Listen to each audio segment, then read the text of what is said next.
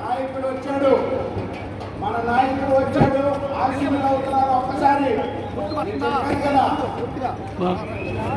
వీరుడు అయినా వీరుడు నిష్పక్షపాతి ప్రభుత్వ ఉద్యోగుల కోసం తన రక్తంలో ఎంత రక్తమైతే ఉందో ఆ రక్తాన్ని చిందిస్తున్నాడు.